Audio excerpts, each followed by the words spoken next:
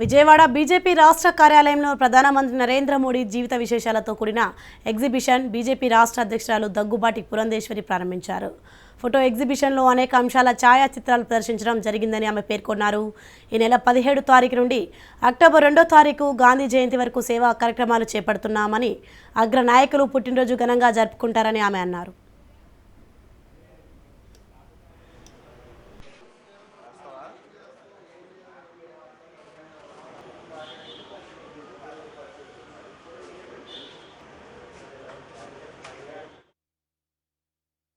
నెల 17వ తారీఖు నుండి అక్టోబర్ 2వ తారీఖు వరకు అంటే నరేంద్ర మోడీ గారి జన్మదినాన్ని పురస్కరించుకుని గాంధీ జయంతి వరకు అక్టోబర్ 2 వరకు కూడా సేవా పక్వాడా అంటే సేవా పక్షోత్సవాల్ని భారతీయ జనతా పార్టీ నిర్వహించుకుంటుంది. సాధారణంగా రాజకీయ పార్టీకి సంబంధించినటువంటి అగ్రనేత పుట్టినరోజు అయితే కనుక చాలా వైభవంగా నిర్వహించుకోవడం జరుగుతుంది.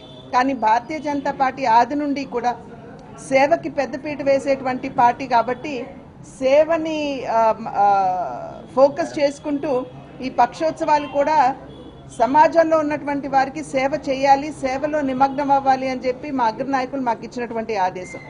దానికి అనుగుణంగానే అనేక సేవా కార్యక్రమాలు ఈ 17 నుండి గాంధీ జయంతి వరకు కూడా కొనసాగించడం అనేది జరుగుతూ ఉంటుంది.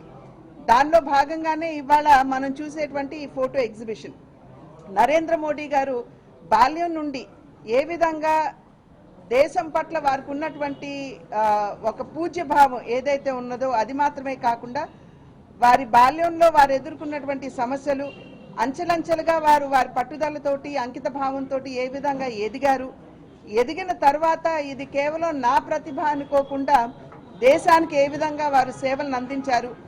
అది మాత్రమే కాకుండా గుజరాత్ ముఖ్యమంత్రిగా సుదీర్ఘకాలం వారు ఉన్నటువంటి సందర్భంలో అసలు భుజ్ భూకంపం ఏదైతే వచ్చిందో తిరిగి గుజరాత్ కోలుకోలేదు అనేటువంటి ఆందోళన చాలా మందిలో ఉన్నా కూడా దానికి ఎదురీది వారు ఏ విధంగా గుజరాత్ని అగ్రస్థానంలో నిలిపారు.